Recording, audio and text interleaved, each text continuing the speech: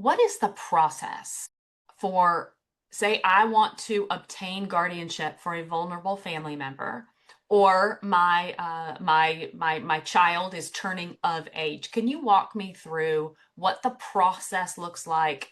What kind of guardianship?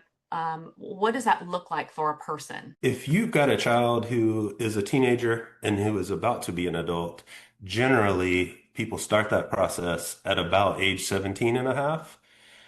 There have been some changes to the law since 2024 that can extend the process a bit, so you may hedge on the side of a little more time.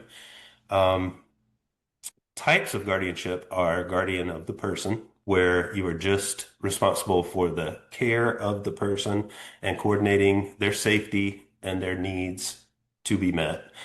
General guardianship includes financial matters, and there are some extra requirements for general guardianship. That is not what we do at the ARC. We are guardian of the person only, but a lot of family members choose to be general guardian. There's also guardian of the estate that is used mainly when a person has more assets than just what's coming in from Social Security or Medicaid.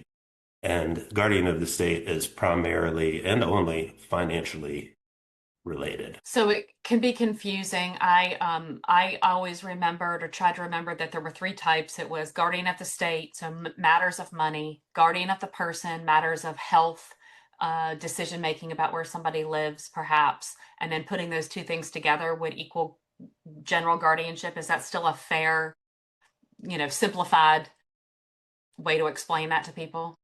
Definitely. That's right Okay. on the money. Okay, all right.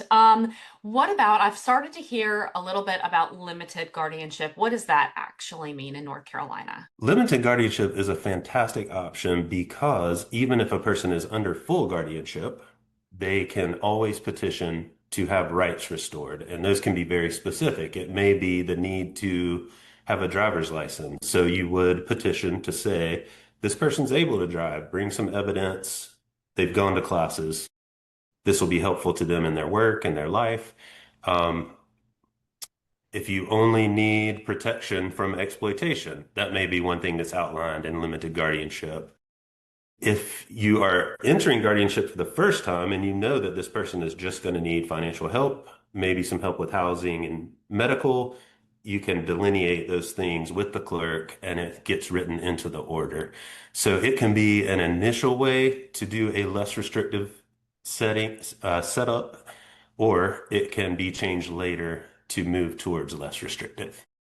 That's really good to know. In my situation, we're using limited guardianship as of late to help manage spending money so that the person that I support has access to his own spending money without having to go through the general guardian. So that makes a lot of sense to me. That's a great adjustment, and think about how valuable that probably is to the Oh, supported person.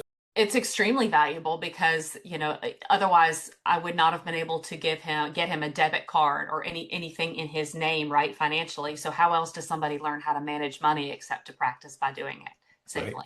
That's great.